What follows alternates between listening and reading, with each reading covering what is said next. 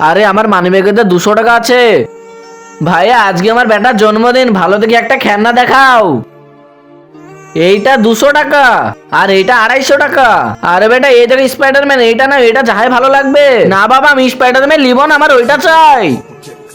ভাইয়া ওই গাড়িটার দাম কত? ভাইয়া ওই গাড়িটা 1100 টাকা দাম। বেটা এটা নিয়ে নাও না, এটা 1 নম্বর লাগবে। না বাবা আমি ওইটাই নেব। দেখো বেটা এটা স্পাইডারম্যান। না বাবা আমি ওইটাই নেব।